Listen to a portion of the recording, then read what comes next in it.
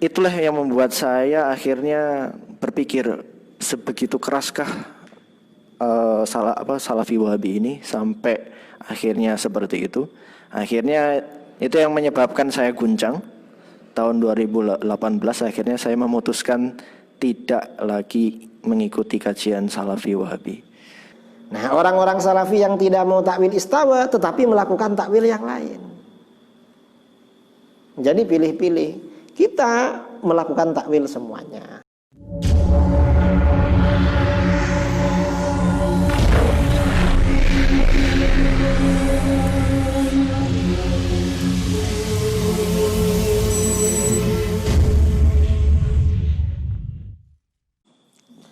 Assalamualaikum warahmatullahi wabarakatuh.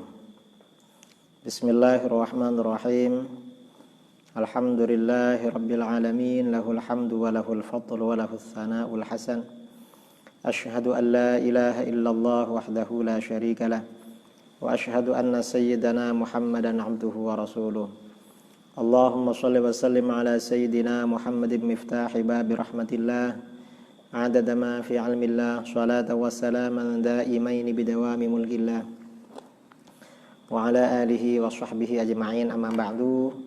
Saudara-saudara, para pemirsa, kaum muslimin dan muslimat dimanapun Anda berada, alhamdulillah pada malam ini kita bisa melanjutkan pembicaraan live streaming dengan judul Dialog Bersama Mantan Wahabi.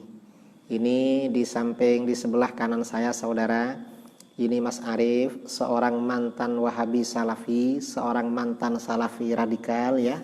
Dulu sering biasa mengkafirkan orang. Hampir mengkafirkan orang. Membid'ahkan orang, menyesatkan orang, dan sekarang sudah bertaubat. Alhamdulillah sekarang sudah bertaubat. Nah, tema pembicaraan pada malam ini adalah siapa Ahlus Sunnah wal Jamaah. Apakah Asy'ariyah Maturidiyah atau Wahabi atau Salafi yang Ahlus Sunnah wal Jamaah. Ini yang akan kita bicarakan pada malam ini. Nah, sebelum kita membicarakan ini, topik utama Ahlus Sunnah wal Jamaah, karena sebagian pemirsa ada yang penasaran apakah benar Mas Arif ini mantan Wahabi. Saya minta Mas Arif untuk memperkenalkan diri kepada pemirsa dan bagaimana dia tertarik untuk masuk Wahabi. Apa sebabnya masuk Wahabi? Nah, silahkan. Assalamualaikum warahmatullahi wabarakatuh. Terima kasih Kiai atas waktu dan kesempatan yang diberikan. Baik, saya langsung saja. Untuk mempersingkat waktu, saya Arif. Nama lengkap saya Muhammad Arif.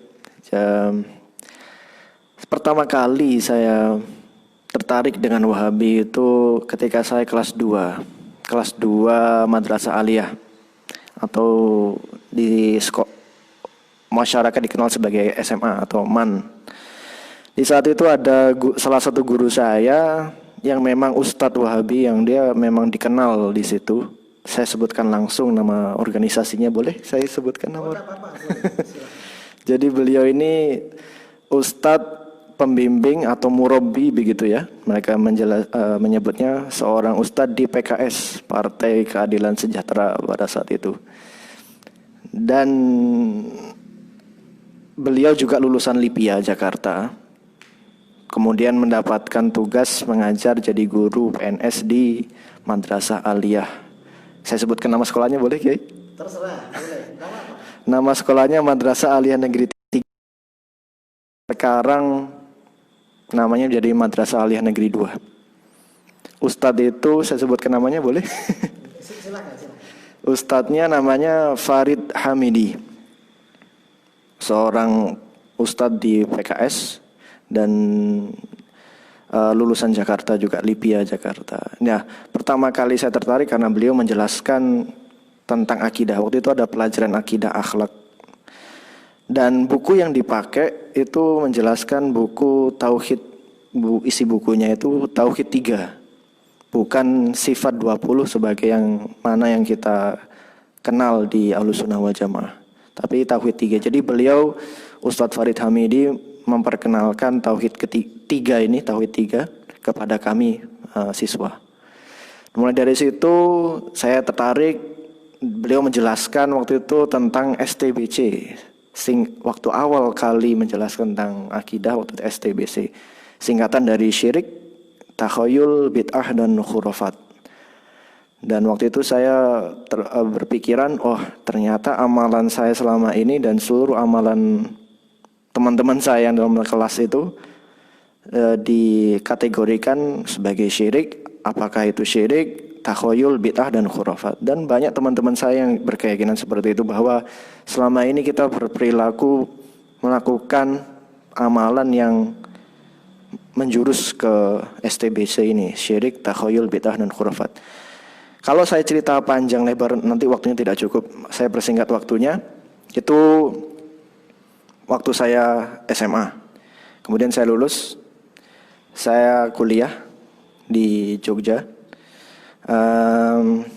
Sebelum saya kuliah di Jogja, jadi Ustadz saya ini menjelaskan ke saya, ayo nanti hari Ahad ikut pengajian, ikut kajian begitu. Akhirnya saya ikuti saran Ustadz saya itu. Akhirnya saya ikut kajian di salah satu masjid di Kota Malang, diasuh oleh Ustadz Abdullah Soleh Al-Hadrami. Ustadz yang mendakwahkan ajaran salafi di Kota Malang. Kemudian saya ikut juga kajiannya Ustadz Agus Hasan Basori. Kemudian yang punya Ustadz Agus Hasan Basori ini punya radio Al-Um di Malang. Kalau Ustadz Abdullah Soleh Al-Hadrami, beliau punya radio dakwah Islam RDI di Kota Malang. Kemudian ada juga Ustadz Andri Kurniawan dan sebagainya. Singkat cerita, kemudian saya dapat beasiswa ke Inggris S2 ya. Selama ini, selama saya kuliah, entah itu S1 di Jogja, kemudian S2 di Inggris, saya sering mendengarkan YouTube karena Ustadz ini seperti Ustadz Abdullah Soleh Al-Hadrami, Ustadz Agus Hasan Basori, Ustadz Andri Kurniawan. Kemudian yang di Jogja itu saya ikut kajian salafi Ustadz Afifi Abdul Wadud ya, Afifi Abdul Wadud, insya Allah begitu. Kemudian Ustadz Ridwan Hamidi di Jogja juga, saya ikut kajiannya beliau, salafi semua. Dari situ beliau mengingatkan saya, nanti Mas Arief kalau di Inggris, kalau kuliah S2 nanti jangan lupa lihat YouTube kajian ustadz sunnah, mereka nyebutnya ustadz sunnah. Jangan lihat kajiannya ulama-ulama ahli bid'ah. Mereka sudah mewanti-wanti saya. Lihat kajiannya ustadz sunnah. Ustadz sunnah ini berarti ya mereka ustadz salafi ini. Dan mereka menyodorkan nama-nama yang menjadi rekomendasi mereka. Mas Arief, dengarkan ini ya, dengarkan link ini. Salah satu yang sering di-sharekan ke saya itu linknya Ustadz Khalid Basalamah. Kemudian Ustadz Riza Basalamah juga. Kemudian Ustadz Firanda Andirja. Itu sering, walaupun saya belum pernah ketemu beliau, Ustadz Khalid saya belum pernah ketemu, Ustadz Riza belum pernah ketemu, Ustadz Firanda Andirja pun saya belum pernah ketemu. Cuma dari Ustadz saya yang ada di Malang dan di Jogja, saya diarahkan untuk mendengarkan ceramah-ceramahnya beliau. Dan yang satu hal, saya pernah mengikuti daurah. Dalam hal ini yang menggugah pemikiran saya, yang membuat saya pada waktu itu memutuskan ikut masuk ke Salafi Wahabi adalah waktu itu ada daurah, namanya Daurah Ahlus Sunnah wal Jamaah. Waktu itu di Masjid An-Nur Jagalan Kota Malang. Yang mengisi adalah Ustadz Yazid Abdul Qadir Jawas. Ustadz Yazid Abdul Qadir Jawas yang memberikan materi di Daurah Ahlus Sunnah wal Jamaah. Dan pada waktu itu beliau menyampaikannya dengan semangat, dengan gigih bahwa kita ini memang waktu itu di forum masjid, kita ini adalah pengikut salaf, pengikut salafus soleh, dan kita adalah ahlus sunnah wal jamaah. Di luar kita adalah ahlul bidah wal ahwa. Yang saya ingat dari pernyataan beliau adalah di luar kita adalah ahlul bidah wal ahwa. Ahlul bidah wal ahwa kalau diterjemahkan adalah pelaku bid'ah dan pengikut hawa nafsu. Begitu. Jadi yang menggugah saya untuk akhirnya ikut ke salafi adalah pernyataan beliau ini. Akhirnya semenjak saat itu sampai saya kuliah di Inggris sampai 2016 ya, 2016 2018 saya masih tetap di salafi. Pulang ke Indonesia, akhirnya saya tobat. Tobat karena untuk cerita tobatnya insya Allah dilanjut besoknya, episode ketiga. Ini saya ceritakan bagaimana saya masuk dan bagaimana saya berkecimpung di dalam Salafi Wahabi. Dulu waktu saya di Salafi Wahabi itu saya sangat keras. Bahkan biasa ya, celana itu saya potong. Saya pesen ke penjahit, Mas atau Pak, itu celananya dipotong ya, setengah lutut gitu. Bahkan yang lebih ekstrim lagi, waktu saya masih SMA kelas 2, itu kan di peraturan SMA itu kan ya wajar, namanya anak SMA berarti celananya panjang. Itu karena terlalu ekstrim, saya terlalu menelan mentah-mentah, celananya saya potong, saya taruh yang celana seragam sekolah SMA itu saya potong mohon maaf segini, selutut gitu, yang notabene melanggar aturan sekolah. Dan saya terkenal di sekolah waktu itu, terkenal di madrasah, wah ini dia aliran celana cingkrang gitu. Saya dikenal sama guru-guru saya, oh ini Arif yang seperti itu ya, sekilas seperti itu. Akhirnya terbawa sampai saya S1, S2. Dan alhamdulillah saya tobatnya ya tahun 2018. Begitu Kiai. Selebihnya cerita tobatnya besok, insya Allah. Bagaimana Kiai? Jadi orang Wahabi itu mengaku ahlus sunnah wal jamaah. Iya.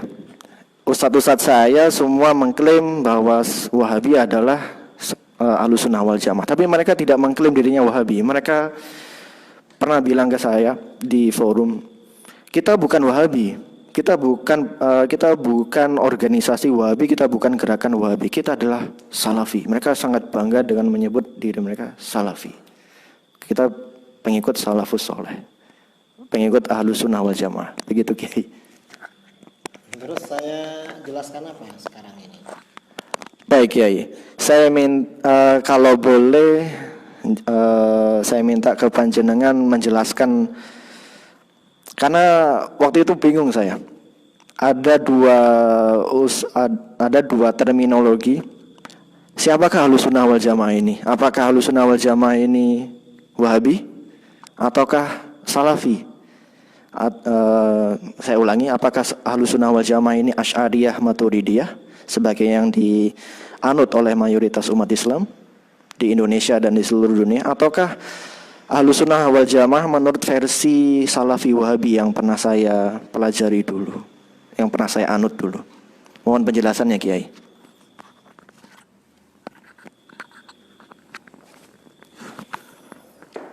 Jadi begini, ahlus sunnah wal jamaah itu kalau diucapkan dalam suatu istilah, maka itu identik dengan Asy'ariyah Maturidiyah. Ini kata para ulama. Al-Imam Al-Zabidi dalam kitabnya Idhafus Sadah Al-Muttaqin, beliau mengatakan idza utliqa ahlus sunnah wal jamaah fal muradu bihim al-Asy'ariyah wal Maturidiyah. Ketika ahlus sunnah wal jamaah itu disebutkan, diucapkan, maka maksudnya adalah Asy'ariyah Maturidiyah, bukan Wahabi. Wahabi ini oleh para ulama di dalam mazhab 4, mazhab Hanafi, mazhab Maliki, Syafi'i, Hambali, dikatakan bukan ahlus sunnah wal jamaah, itu Wahabi. Mengapa begitu? Biasanya orang-orang tanya, apakah itu ada dalilnya? Biasanya tanya begitu kan ya. Dalilnya banyak sekali. Bahwa Asy'ariyah Maturidiyah itu Ahlus Sunnah dan Wahabi bukan. Salah satunya misalnya di dalam ayat Al-Quran. Allah Subhanahu wa ta'ala berfirman dalam Al-Quran, kuntum khaira ummatin ukhrijat linnas ta'muruna bil ma'ruf wa tanhauna 'anil munkar wa tu'minuna billah. Kalian adalah sebaik-baik golongan yang dikeluarkan bagi umat manusia. Dalam ayat ini Allah Subhanahu wa ta'ala menjelaskan bahwa umatnya Rasulullah Shallallahu Alaihi Wasallam adalah golongan terbaik yang dikeluarkan bagi umat manusia. Yang dimaksud terbaik ini, umat Islam ini golongan terbaik, perbandingannya dengan siapa? Apakah umat Islam dibandingkan orang-orang kafir yang ada sekarang? Orang Yahudi, Nasara, Hindu, Buddha dan lain sebagainya. Apakah dibandingkan itu? Bukan. Yang dimaksud umat Islam ini umat terbaik, maksudnya dibandingkan dengan umat-umat para nabi terdahulu. Kalau dibandingkan dengan orang kafir sekarang ya nggak bisa dibandingkan, karena orang kafir itu tidak ada nilainya di hadapan Allah. Maksud umat Islam ini umat terbaik, maksudnya umatnya Rasulullah SAW ini lebih afdal, lebih utama daripada umatnya nabi-nabi terdahulu yang masih lurus berjalan di atas ajaran tauhid. Nah, mengapa umat Islam ini umat terbaik? Di dalam ayat ini ada beberapa karakter yang disebutkan. Pertama, ta'muruna bil ma'rufi wa tanhauna 'anil munkar. Kamu senantiasa menyuruh kebaikan, memerintahkan kebaikan, dan senantiasa mencegah dari kemungkaran. Ini karakter umat Islam. Di mana-mana ada umat Islam berkumpul, umat Islam misalnya di Indonesia atau di luar negeri, hatta di Eropa, di Amerika. Saya juga pernah tinggal di Inggris. Di mana umat Islam ini berkumpul, pasti di antara mereka ada yang ngajak ngaji, ada yang ngajak belajar agama, ada yang bikin majelis taklim. Di mana ada kemungkaran, pasti ada yang protes. Itu umat Islam.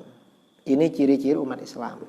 Nah, karena umat Islam ini selalu amar ma'ruf nahi mungkar, maka bagaimana ajaran Islam ini selalu terjaga, dijaga oleh Allah. Dijaganya bagaimana? Mayoritas umat Islam tidak akan mengikuti aliran sesat. Gak akan. Karena amar ma'ruf nahi mungkar sejak dulu selalu terjadi. Karenanya di dalam hadis ya Rasulullah SAW bersabda, innallaha la yajma'u ummati ala dhalalah. Allah tidak akan mengumpulkan umatku atas kesesatan. Artinya kalau umat Islam ini melakukan kesepakatan, kesepakatan ini dipastikan benar. Gak mungkin salah. Kalau umat Islam ini melakukan kesepakatan, pasti benar. Ini dalam ilmu usul fikih disebut dengan konsep ijma ulama, wajib diikuti. Kalau terjadi perbedaan pendapat, kalau umat Islam gak sepakat, kalau umat Islam ini sepakat, ijma ini pasti benar. Kalau gak sepakat, maka standar kebenarannya bagaimana? Fa idza ra'aitumul ikhtilaf fa'alaikum bis-sawadil a'wam. Kalau kamu lihat terjadinya perbedaan pendapat, maka berpeganglah dengan as-sawadil a'wam, golongan mayoritas. Jadi mayoritas ini menjadi standar kebenaran. Mengapa menjadi standar kebenaran? Mayoritas ini dijaga oleh Allah, tidak akan tersesat. Mengapa dijaga? Umat Islam ini umat terbaik. Sebagai umat terbaik, maka mayoritas mereka tentunya menjadi umat yang dijaga oleh Allah, tidak akan tersesat. Karenanya ketika orang-orang Wahabi, Salafi mengaku Ahlus Sunnah wal Jamaah, mereka bilang Asy'ariyah Maturidiyah bukan. Asy'ariyah Maturidiyah juga bilang kita Ahlus Sunnah, Wahabi bukan. Maka bagaimana? Berdasarkan ayat dan hadis ini jelas sekali Wahabi bukan Ahlus Sunnah wal Jamaah. Mengapa? Mereka kelompok minoritas. Kita ini mayoritas. Umat Islam ini umat terbaik. Sebagai umat terbaik, Karena amar ma'ruf nahi mungkar selalu berjalan, umat Islam mayoritas mereka tidak akan mengikuti aliran sesat. Ini salah satu contohnya. Sebelum lahirnya Wahabi di dunia Islam, dalam literatur sejarah Islam tidak ada istilah kuburiyun, penyembah kuburan, nggak ada. Kuburi ini yang pertama kali bikin istilah ini Wahabi. Kuburiyun, penyembah kuburan, penyembah kuburan. Dan yang dimaksud kuburiyun ini oleh Wahabi adalah orang-orang yang sering ziarah kubur, kemudian bertabarruk atau bertawassul dengan para nabi atau para aulia yang ada di kuburan itu. Nah, padahal ini tawassul, tabarruk dalam konteks ziarah kubur ini berlaku sejak masa para sahabat radhiyallahu anhu. Ziarah kubur dengan tujuan tabarruk, bertabarruk, beristighatsah, bertawassul sejak masa sahabat sudah ada. Masa ulama salaf ada, dan ini riwayat-riwayat banyak. Gak ada dari dulu istilah kuburiyun, kuburi, penyembah kuburan, gak ada. Ini Wahabi, ini istilah baru. Nah, ketika ini muncul istilah baru, maka istilah kuburi ini merupakan istilah yang bid'ah, yang dibuat-buat oleh ajaran Wahabi. Wahabi mencoba melawan arus mayoritas, ya gak mampu, kalah. Ini karakter yang pertama. Umat Islam itu memang golongan terbaik, umat terbaik. Karena umat terbaik, maka amar ma'ruf nahi mungkar selalu dijalankan. Karena selalu dijalankan, mayoritas umat Islam ini selalu dijaga oleh Allah, konsisten di dalam ajaran Ahlus Sunnah wal Jamaah. Dan itu Asy'ariyah Maturidiyah. Kemudian karakter berikutnya di dalam ayat ini, karakter umat Islam sebagai khairu ummah, golongan terbaik. Wa tu'minuna billah, kamu senantiasa beriman kepada Allah. Artinya apa? Ini umat Islam ini selalu beriman. Ini karakter umat Islam. Dan ini beda dengan umat-umat sebelumnya. Yahudi, Nasara, kufur mereka. Laqad kafara alladzina qalu, Nasara kafir. Di dalam Al-Quran banyak ya.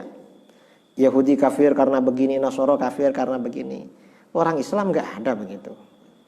Justru di dalam Al-Quran orang Islam dipuji, wa tu'minuna billah, kalian senantiasa beriman kepada Allah.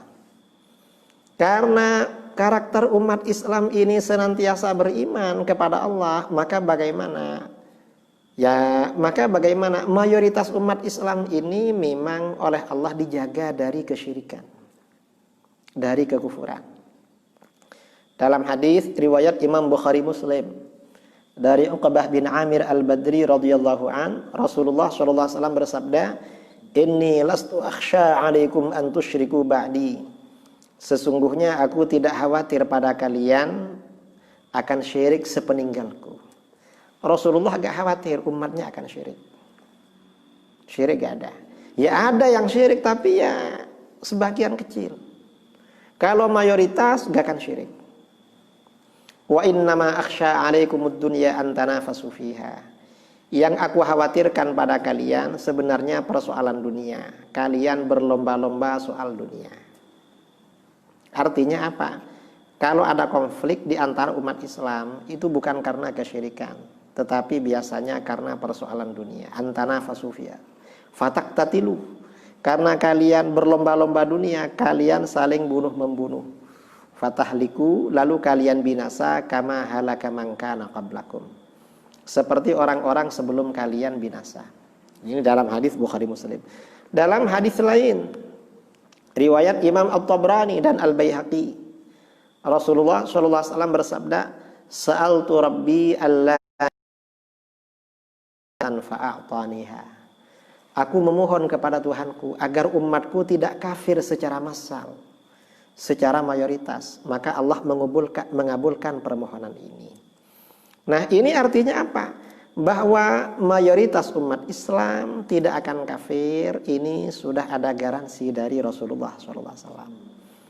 Dan ini garansi ini sesuai dengan karakteristik umat Islam sebagai khairu ummah, umat terbaik. Di antara karakternya, wa tu'minuna billah, kamu selalu beriman kepada Allah. Ini umat Islam.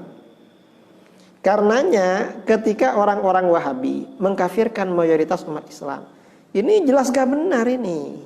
Mengapa? Wahabi tidak ngerti keutamaan umat Islam. Umat Islam ini umat terbaik. Sebagai umat terbaik, maka keimanan ini menjadi karakter arus utama mayoritas umat Islam. Dijaga oleh Allah. Nah, yang mayoritas ini tentunya golongan yang layak disebut dengan golongan Ahlus Sunnah wal Jamaah. Jadi yang mayoritas. Mengapa? Karena ini sesuai dengan konteks khair ummah.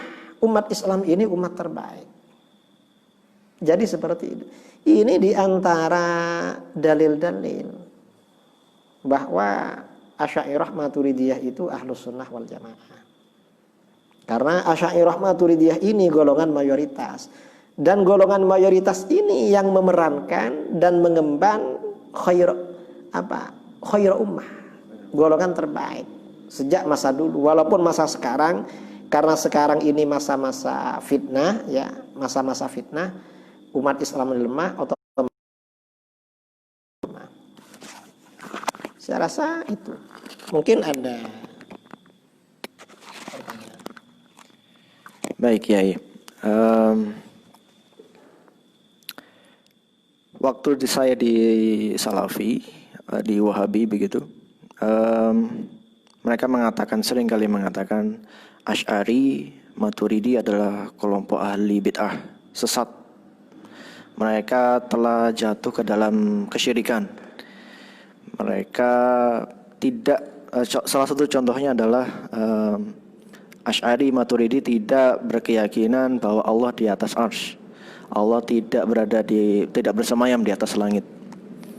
Sementara yang selama ini saya dengar dari ustadz-ustadz Salafi Wahabi adalah barang siapa yang tidak berkeyakinan bahwa Allah bersemayam di atas arsy, maka dia kafir.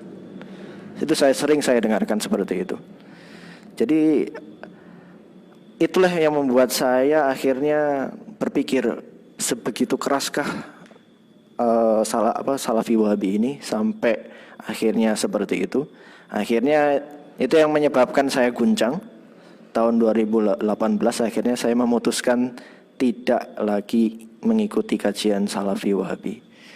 Dan sebagai gantinya, karena sebelumnya saya mendengarkan YouTube dan ceramahnya kajiannya Ustadz Salafi Wahabi, setelah saya memutuskan untuk hengkang dari Salafi Wahabi, saya mendengarkan ustadz-ustadz atau ulama Ahlus Sunnah wal Jamaah.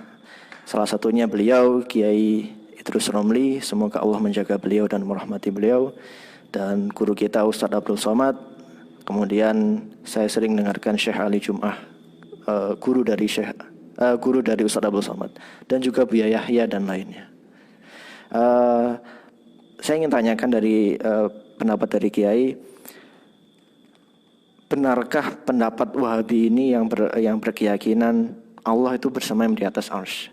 Dan mereka mengklaim barang siapa yang tidak berkeyakinan bahwa Allah tidak berada di atas arsy, maka dia kafir. Mohon penjelasannya, Kiai.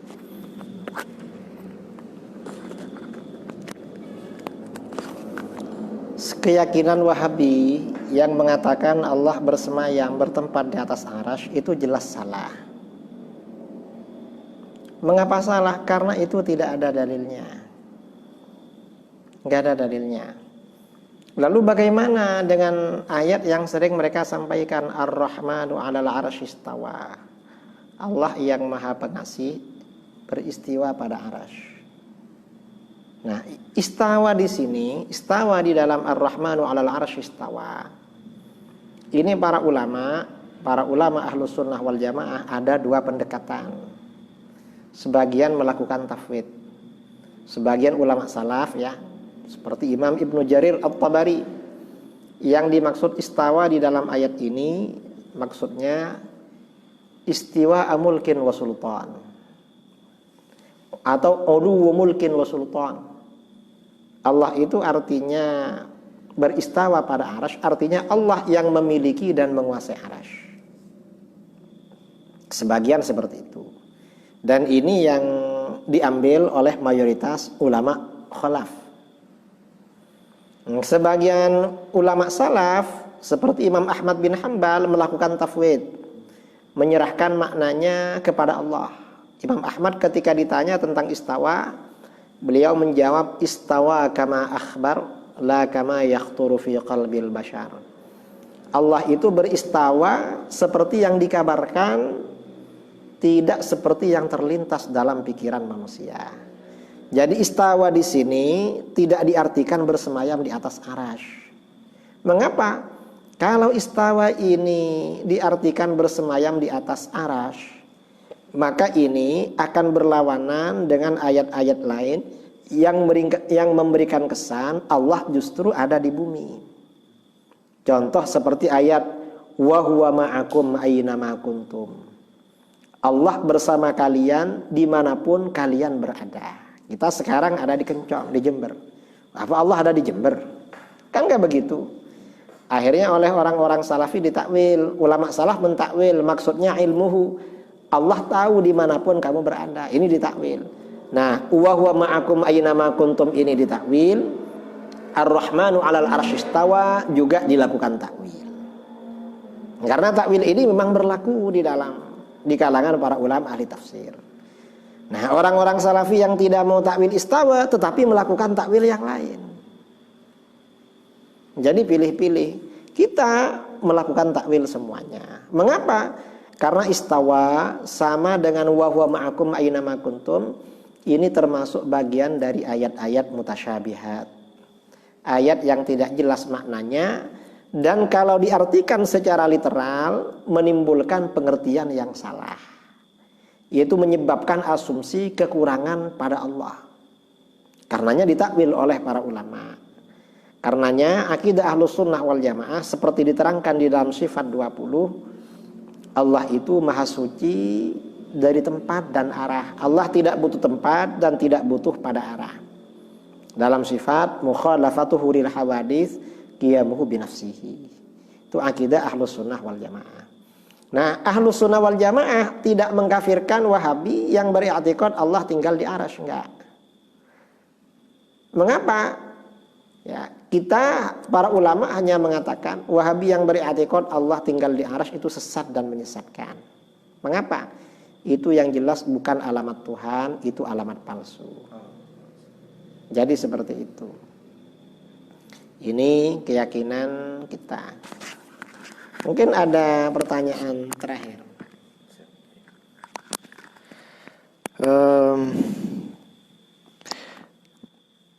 Salafi Wahabi juga sering bilang ke saya pada waktu saya ikut kajian, itu Allah memiliki anggota badan, dan anggota badan yang dimiliki oleh Allah itu sifat bagi Allah.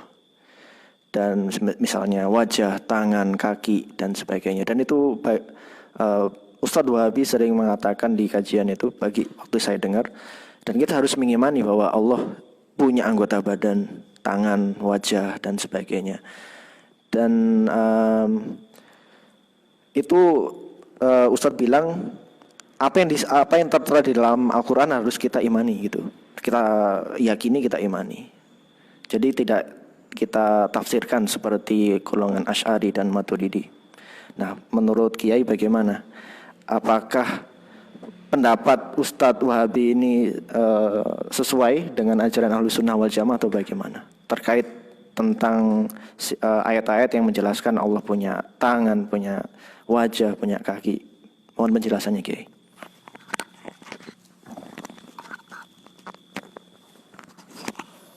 Nah, pandangan Wahabi bahwa Allah punya tangan, punya mata, punya kaki, itu bagian dari tajsim, menjasmanikan Allah. Dan itu tidak boleh, disesatkan oleh para ulama. Bahkan Imam Syafi'i mengatakan al-mujassimu kafir. Orang yang menjasmanikan Allah itu kafir. Karenanya kalimat-kalimat yang seperti itu di dalam Al-Quran oleh para ulama salaf biasanya ditakwil. Karena kalau tidak ditakwil berbahaya. Misalnya mata. Mata itu bahasa Arabnya ain. Di dalam Al-Quran lafadz ain ya, yang disandarkan kepada Allah itu ada yang berbentuk mufrad, berbentuk tunggal. Walitusna'a ala aini. Jadi ketika Nabi Musa dibuang oleh keluarganya ke Sungai Nil, dirawat oleh Siti Asiyah ya, istrinya Raja Fir'aun. Walitusna'a ala aini. Ini dan agar kamu diperlakukan atau dirawat ala aini, pada mata saya. Ini maksudnya bukan mata artinya dalam penjagaan Allah, ditakwil. Kalau ini ain yang berbentuk mufrad, ada yang berbentuk jamak, yang berbentuk makna banyak. Wasna'il fulka bi'ayunina, dan buatlah perahu bi'ayunina, di dalam beberapa mata kami. Cuma oleh para ulama ditakwil, maksudnya dalam bersama penjagaan kami. Mengapa ditakwil? Kalau gak ditakwil bahaya. Kan gak mungkin Nabi Musa itu dirawat di dalam mata Tuhan. Karena Nabi Musa kan ada di istana Fir'aun. Nabi Nuh gak mungkin membuat perahu ada di dalam mata Tuhan, gak. Karenanya, dan ini antara bentuk tunggal dan jamak. Ini kalau ditanyakan pada Wahabi bingung. Wahabi, kamu bilang Tuhan punya mata. Mata Tuhan berapa? Kalau bilang satu, karena walitusna ala ini, ya kok cuma satu matanya, alangkah jeleknya Tuhan. Kalau mereka bilang matanya banyak sekali karena ini bentuk jamak, jelek juga. Ini karenanya oleh para ulama ditakwil, ini berarti ayat mutasyabihat. Mengapa? Memberikan kesan yang jelek, yang tidak bagus, yang salah. Ini perlunya takwil di dalam masalah ini. Atau iyad juga begitu ditakwil. Karena kalau tidak ditakwil menimbulkan kesan pengertian yang salah, yang fatal. Oleh para ulama ditakwil. Jadi begitu.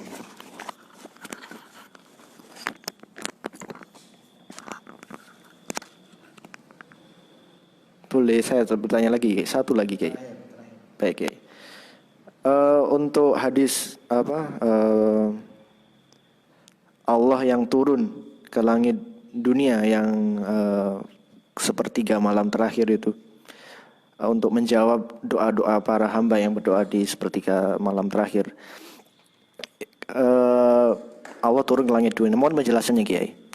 Apakah maksud dari Allah turun ke langit dunia ini? Kalau menurut Salafi Wahabi itu ya kita imani begitu. Kita imani dohir ayatnya. Allah turun ya berarti Allah turun. Kemudian kalau Allah naik ya Allah naik lagi begitu. Itu bagaimana penjelasan Kiai? Setelah saya mengikuti buku Kiai ini, Aqidah Ahlussunnah wal Jamaah, saya mentakwilkan, tapi atas pribadi saya takut. Saya mohon penjelasan Kiai. Allah yang turun ke langit dunia itu saya pernah dengar ditakwilkan Allah memberikan rahmat, menurunkan rahmat. Apakah benar begitu Kiai? Mohon penjelasannya. Jadi yang dimaksud Allah turun pada sepertiga malam itu satu versi, maksudnya Allah memerintahkan malaikat turun ke langit pertama di dunia. Ada satu versi takwil rahmat Allah diturunkan, dan ini bisa dikompromikan, malaikat yang membawa rahmat yang turun. Jadi maksudnya seperti itu. Dan tidak diartikan Allah turun dalam arti berpindah dari satu tempat ke tempat lain. Karena berpindah dari satu tempat ke tempat yang lain itu sifatnya benda, sifatnya jisim. Allah bukan jisim. Dan Imam Ahmad bin Hanbal tidak mau pada takwil seperti itu, pada pemahaman zahir seperti itu. Karenanya ketika ditanya tentang ayat wajah rabbuka wal malaku soffan soffa, datang Tuhanmu, maksudnya datang itu artinya perintah Tuhanmu yang datang. Itu takwil dari Imam Ahmad bin Hanbal. Saya kira itu. Mungkin ini pada malam ini, diskusi pada malam ini bersama mantan Wahabi, insyaallah dilanjutkan pada besok malam. Mudah-mudahan bermanfaat ya, bermanfaat. Mari kita baca doa bersama. Bismillahirrahmanirrahim. Alhamdulillahirabbil alamin. Allahumma shalli ala sayyidina Muhammadin al-Fatih lima ughliqa wal khatim lima sabaqa nasiril haqqi bil haqqi wal hadi ila shiratikal mustaqim wa ala alihi wa sahbihi haqqa qadrihi miqdarihi al-azim. Allahumma atina fid dunya hasanatan wa fil akhirati hasanatan wa qina adzabannar. Rabbana ighfir lana wa li ikhwanina alladhina sabaquna bil iman wa la taj'al fi qulubina ghillan lil ladzina amanu rabbana innaka ra'ufur rahim. Wa sallallahu ala sayyidina Muhammadin nabiyil ummi wa ala alihi wasallam. Subhana rabbika rabbil izzati amma yasifun wa salamun alal mursalin walhamdulillahi rabbil alamin. Assalamualaikum warahmatullahi wabarakatuh.